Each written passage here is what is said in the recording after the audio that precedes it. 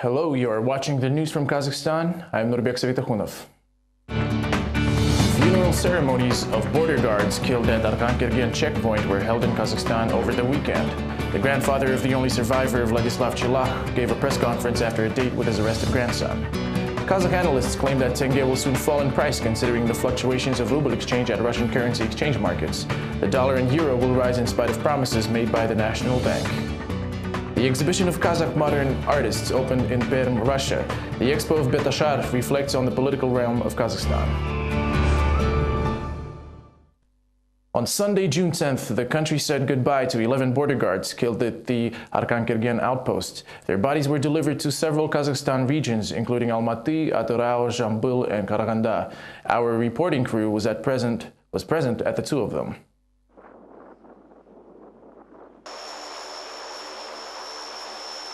Three zinc coffins with the bodies of killed border guards were brought to Atyrau. Up to the last moment, Danyar Baldabayev's parents refused to believe their son was dead, since it was hard to identify the burnt remains. I can't believe that my brother is gone. Even in nightmares, no one couldn't imagine seeing him in a coffin. He was a very fun and open person. We do not believe in the official theory of law enforcement agencies which state that 14 people were killed by one soldier. A memorial service was held on the day of the funeral in the house of the killed soldier. The administration head and officers who accompanied the coffin came to express their condolences.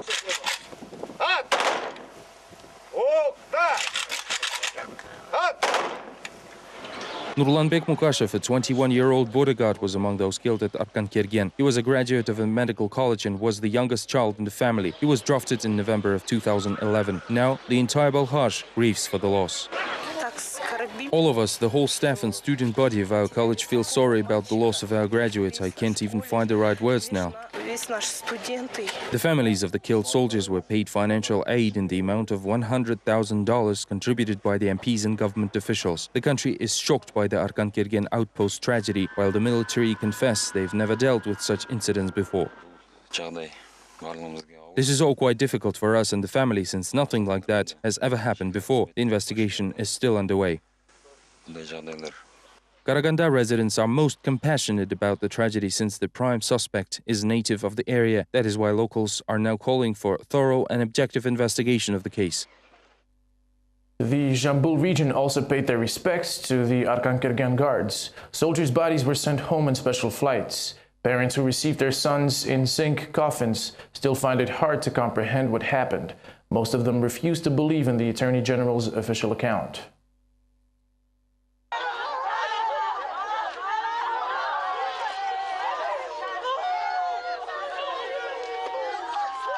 Residents of the Zhambyl region bid their final farewells to the killed border guard Nurjas Usibayev. He had only 6 months to serve before returning home to his parents and fiancée. The family does not believe the official theory that the 19-year-old Vladislav Chelakh killed his fellow soldiers. It can't be true that Chelakh alone was able to kill 14 people.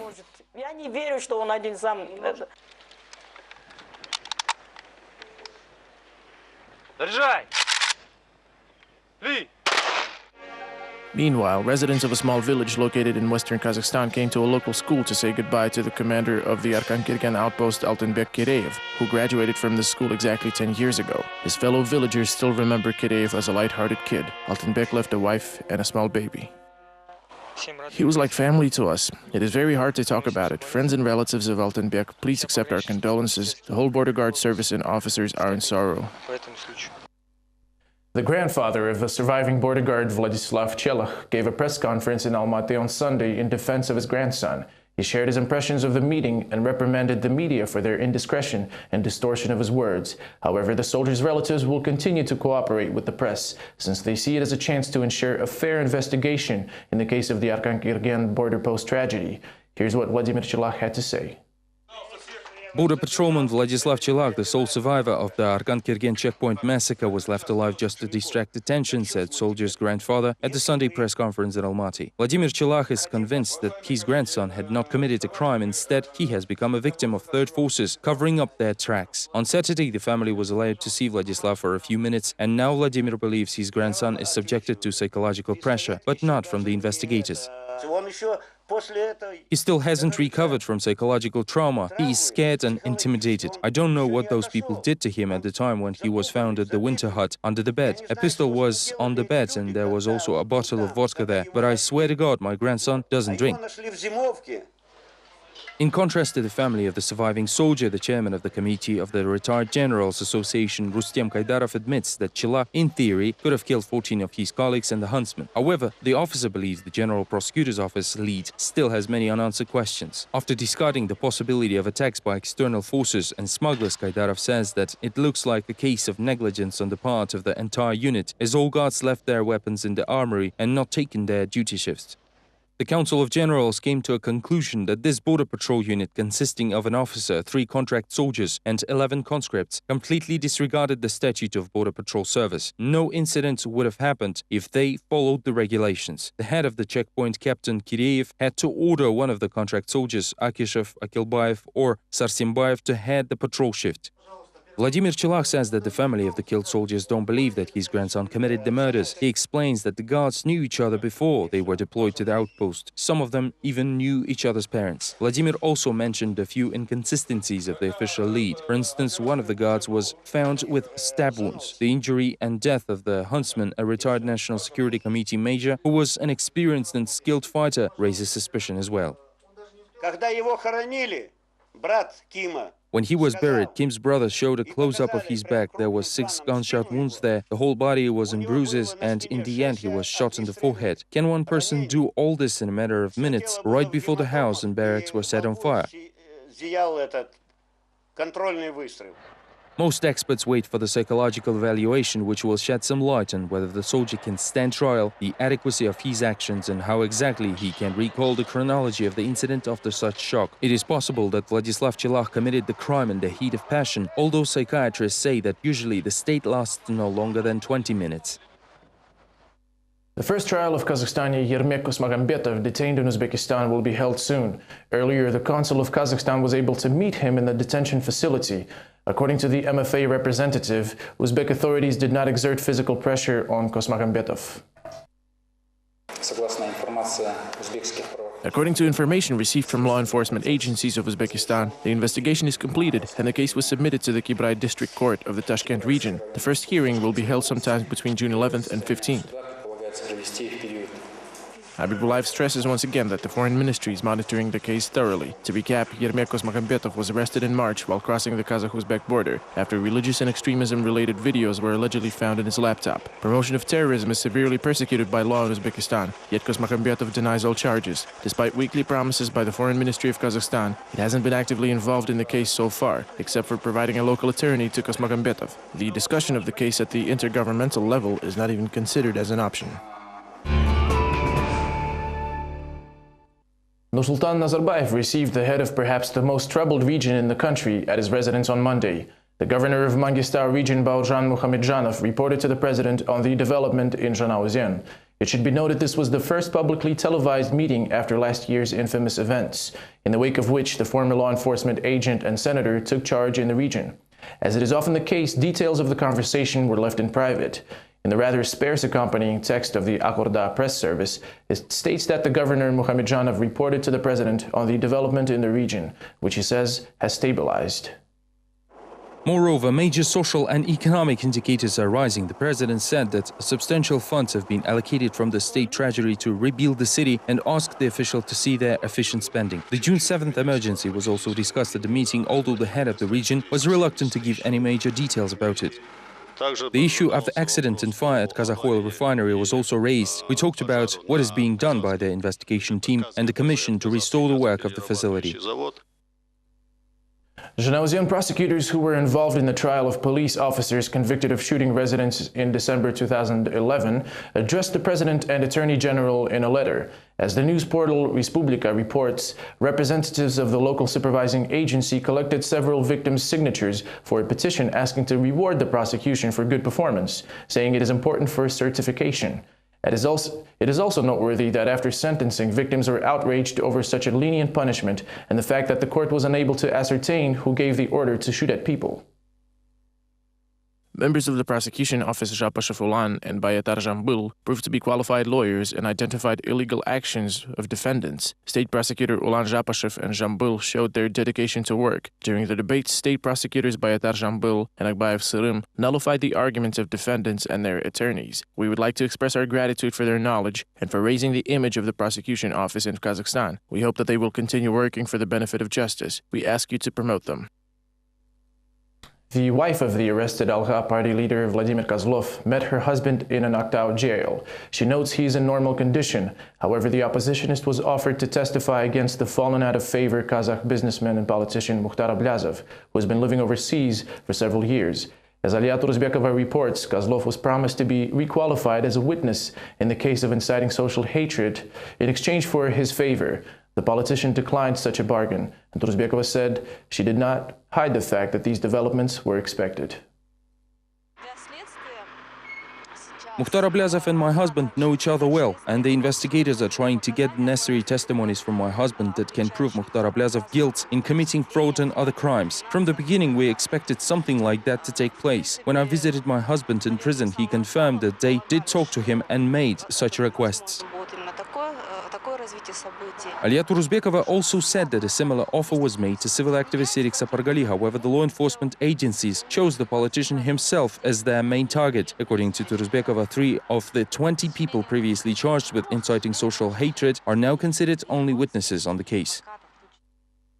The Almala District Court held a first hearing in the Ar-Ruhak Public Foundation head Bakhajan Torigozhina's lawsuit against the Almaty city administration on Monday. One of the organizers of the dissenters' rally, Torigozhina, is outraged that officials did not give a single permission to hold peaceful demonstrations in the city center. Torigozhina's first application for a rally devoted to 100 days since the Zhanaozen massacre was filed back on March 1st. However, the city administration rejected it just like the second application on March 7th. The activist believes that all rejections are unlawful and violate international norms on the freedom of peaceful assembly. Torigozhina wants to prove in court the decision of the mayor Serik Seydomanov was illegitimate. However, the initial hearing was completely ignored by the city administration, and it was postponed to June 19th. I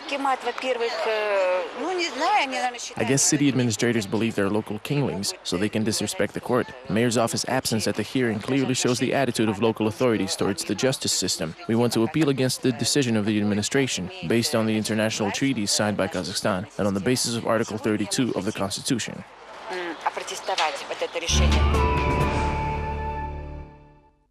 The confrontation between residents of a Shymkent microdistrict and the oil company Kazakh has been going on for more than 2 years. The conflict is over land. On its surface, there are houses where hundreds of families reside. Underneath, however, lay the oil pipes.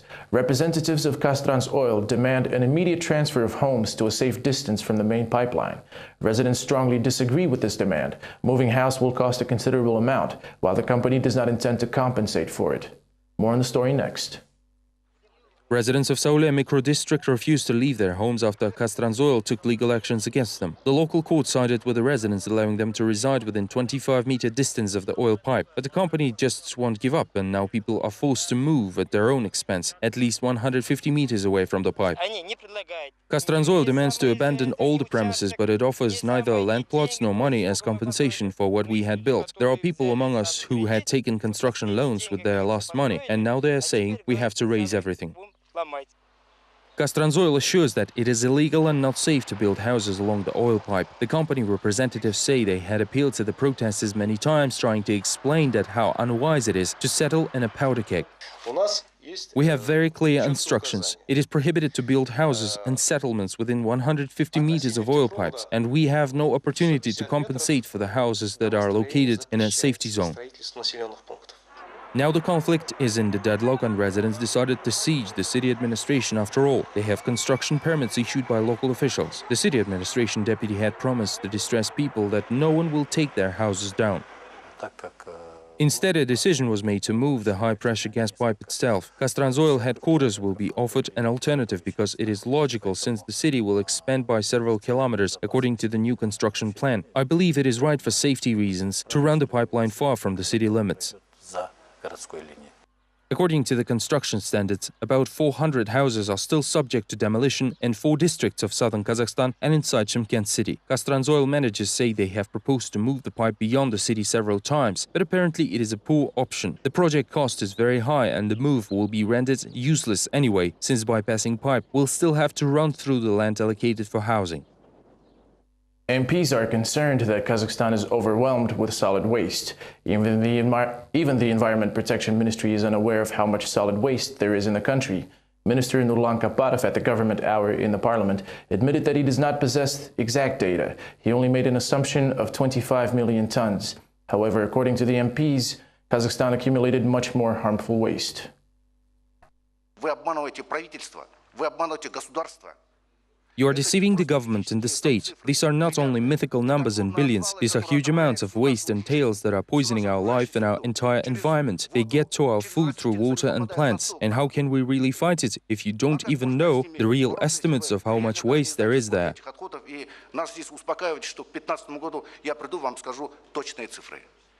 After such criticism, the head of the Environment Protection Agency promised the MPs to provide exact data, but only by 2015 and only if additional budget means will be allocated for these purposes, managed by a specially designated agency within the ministry. In general, as one of the MPs wittingly noted, another quasi-state organization must be set up to accurately estimate how much waste the country has accumulated. However, this was not the only thing that outraged parliamentarians. Apparently, Russians are also polluting Kazakhstan's lands. Almost the entire parliament chamber demanded to ban the Troitsky hydropower plant from dumping its waste at Kazakhstan's border territories, which the plant does for 20 years after the collapse of the Soviet Union. At the end of the session, the MPs switched the discussion personalities traits of Minister Kaparov, blaming him for not having a firm position and asking him to be stricter and more demanding. Later, they softened somewhat and wished the official to stay courageous, unlike other cabinet members, nostalgically recalling his opposition past.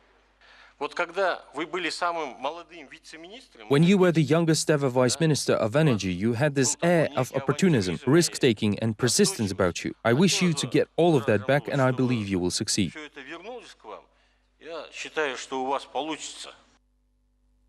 Talks over yet another fall of the tenge, the Kazakh national currency, are underway in Kazakhstan. Despite assurances by the National Bank, economists and owners of exchange bureaus are confident that the problems on the foreign exchange market in neighboring Russia will hit the Kazakh tenge.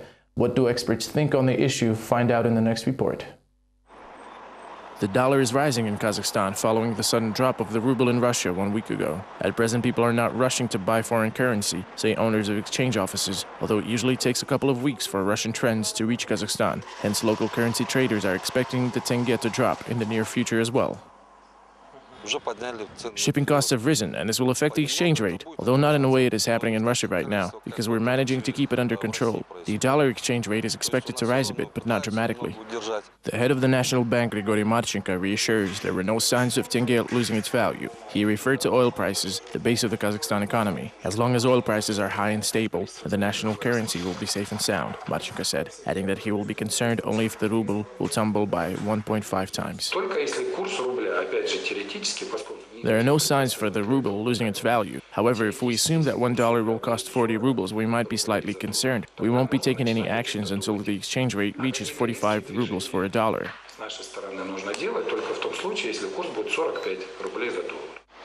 All analysts confirm there are no reasons to worry, while close relations between the two countries should also be taken into account. People keeping their savings in dollars will only gain from the current situation. Economists note that problems within the European Union might have an adverse effect on oil demand, and as a result, the price per barrel may decrease. Experts also say that the ruble's drop may contribute to a price hike in Kazakhstan. Russia is our major trading partner. Most of the goods, specifically in northern and central regions, are imported from there, which means that prices will rise within Kazakhstan as well. Therefore, we need to do something to keep the tenge under control. About a week ago, the dollar's exchange rate against the euro was 1.22, and the oil price dropped to 85. Now the euro reached 125 and oil prices stabilized. This, however, is only temporary. I think we're in for a big storm. Despite Grigory Marchenko's reassuring statements, the internet community does not seem to share his optimism. Online comments indicate the population does not consider tenge a stable currency, recalling earlier false statements of the banker right before the crisis and preparing to stock up on dollars. The Kazakh Education Ministry found those who abused their power during the recent unified national testing. To recount, during the notorious UNT, school graduates from Astana complained that they were forced to undress to their underwear. Many schoolgirls said the enormous pressure prevented them from successfully passing the test. Later, the Minister of Education, Bakhtiyar Jumagulov, confirmed the offenses indeed took place. In particular, violations were reported in Kazakhstan's Agro-Technical University. A special committee was set up by the ministry to investigate the case and revealed that police officers from Sararka District Department exceeded their authority. The Ministry of Education had already sent a letter to the Interior Ministry to take due measures and resolve the issue. The Deputy Minister of Education, Murat Orunxanov, received a warning for failing to keep the situation under control. Serik Irsaliyev from the Quality Control Committee and Kali Abdiyev, the director of the National Testing Center, were reprimanded as well. Kazakh customs on Russian soil. The national tradition Betashar was used as foundation for the exhibition of modern art, which was held in the city of Perm, Russia. The exposition, titled The Face of the Bride, is quite exotic for Russia. The works of 20 most well-known artists of modern Kazakhstan were featured at White Nights Festival. Unfortunately, in Kazakhstan, modern artists are not being supported by the authorities. Kanat Ibragimov, Yerbol Miltbekov, Said Atabekov, Almagul Menlibayev are better known in Russia than in Kazakhstan. More details in the next report. A cradle with a sniper rifle for the handle, hockey gowns decorated with traditional Kazakh ornaments, handmade kilts looking like flags of different countries. This all represents a rapid change of government's objectives. The entire exhibit, The Face of a Bride, is one big political statement, says its curator Naila Alahverdiyeva. Works of artists exhibited in Perm literally reflect all of the existing problems of modern Kazakhstan. The political situation in Kazakhstan does not contribute to support and development of Kazakh modern art. Unlike Perm and Moscow, unfortunately, there is not even a single institution that could deal with contemporary art in Almaty. The situation is phenomenal. Almaty is a metropolitan area, and in some ways this exhibition is a challenge to the fact that contemporary art is not shown there.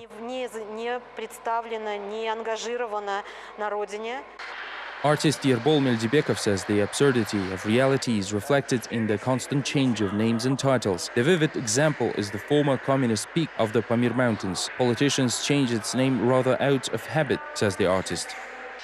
In many countries, the street names tend to change, and so do political parties. So I've captured the absurdity of this using kitchenware over 16 years. One mountain peak in Central Asia has been renamed 6 times in 130 years. The artist, a perfectionist and a public activist, Kanat Ibragimov, is constantly confronting the current authorities. Ibragimov brought his work called Love is Impossible to Perm. There is also a verbal performance with the titular The Face of the Bride, featuring 2 glamorous skulls. The video of police shooting protesting civilians in Zhanaozen is front and center. This has marked the point of no return, said Ibragimov. Since then, the love between the government and the people is no longer possible. The Face of a Bride is a symbol of delirium of Kazakh ideology and politics. When Nursultan Nazarbayev prioritized the economy before politics, it didn't work out. We had Let It Rain in Zhanaozen. Our activists are persecuted. There are death squads everywhere, as well as artists who side with the authorities. Topical political art form has been forgotten for quite some time, and now it is slowly returning to the forefront. Unfortunately, there is no room for it, even in the cultural capital of Kazakhstan. Therefore, artists have no choice but to express love to their motherland and fight its ailment at a distance. This is all we have time for now. Thank you for watching, and have a productive week.